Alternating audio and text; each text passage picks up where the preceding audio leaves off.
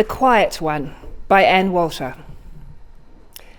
Once upon a time, a very, very long time ago, in fact, in a time when there were no humans to record stories, things happened nonetheless.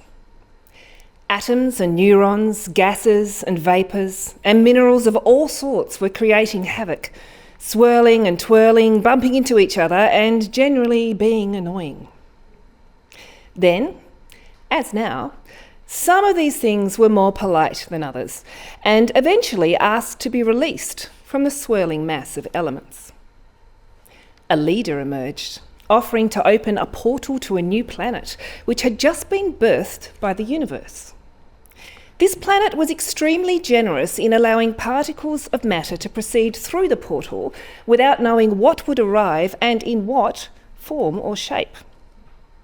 Now, whilst the leader was negotiating with the planet, much discussion was occurring between the elements as to what form they would take once they were allowed through. Then, as now, some elements were bossy, noisy and overbearing, others were quiet, demure and modest. Could they eliminate confusion by sorting themselves into categories? Then they could recognise each other in this bountiful and loving planet. Maybe they could even be programmed to go forth and multiply, thus enabling them to be there for a long time and not just a good time. Safety in numbers and all that.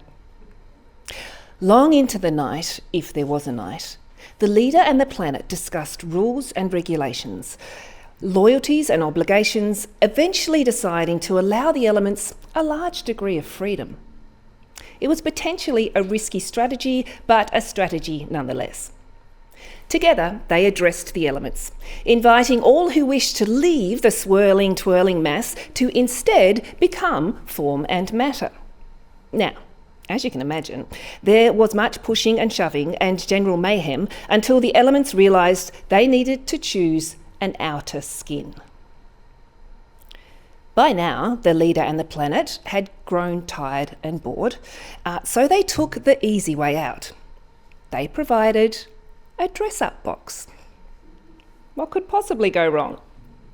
Now, inside this box was everything necessary to create an outer coating for the elements to protect themselves in their new environment.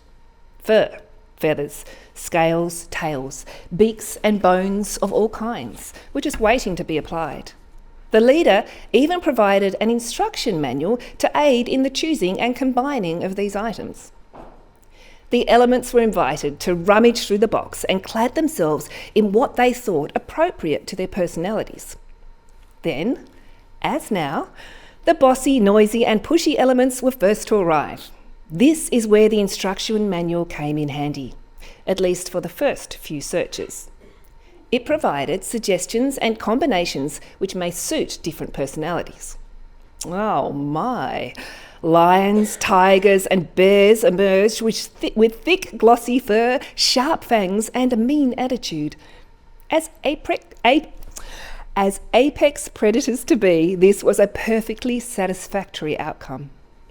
More and more elements clad themselves as they saw fit, but then someone sneezed right on top of the instruction manual. As a hastily conceived document with loose pages, as binding had not yet been invented, the pages swirled and twirled and rose and fell in a generally chaotic fashion, becoming completely useless. For those unfortunate enough to be at the end of the queue, choices became less and less, and without suggestions, this posed quite a conundrum. Interestingly, those at the end of the queue were the most shy and retiring types of elements. Having little to choose from suited them just fine.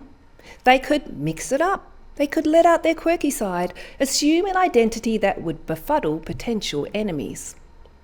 The last element to reach the box peered in and found a duck bill, webbed feet, and fur. And there was a caveat. Whoever took these last three items must commit to being an egg-laying mammal whose primary habitat is water. Thought the element but decided that that was a small price to pay. With those 3 items, it was a no-brainer that it would fit in somewhere. And so, the elements lined up in their various coverings and tried to arrange themselves roughly into similar groups. Lions formed prides, hyenas formed packs, flamingos formed flocks, and you get the idea. This is where things became a bit sticky for our lucky last element. It approached a group of ducks, seeking approval to mingle with them, but alas, was rejected because where there should be feathers, there was fur. Having a duckbill wasn't good enough to be one of their in crowd. After giving some thought to the issue of fur, the last element tried to be one with the beavers, but was rejected again, this time because of its beak-like protrusion. Having a similar tail and a love of aquatic snuffling did not impress the bossy beavers. Our lucky last element had run out of luck. Or had it? The elements then began their journey down to Earth. That's what the planet decided to call itself. The bulkier of the elements had a rough time of it, as you can well imagine. Not being very streamlined, they rolled and rolled and tumbled, unless they hit a meteor, in which case they had to sort of wriggle their way back into the slipstream, which would take them to Earth, their new home. The lucky last element, being right at the end, had a wonderful time, slip-sliding, gracefully floating, occasionally using its tail as a rudder, and generally relaxing until it came to rest in a beautiful meandering creek with crystal clear water. There were gorgeous overhanging trees to provide shade, a delightful selection of rocks and boulders to clamber over, and wonderfully gritty gravel to snuffle around in. Despite being rejected, our last element considered itself very lucky indeed, because, after all, why fit in with the crowd if you can be unique? And if you sit quietly on the banks of the South Hobart rivulet, you might just catch a glimpse of this shy and unique creature.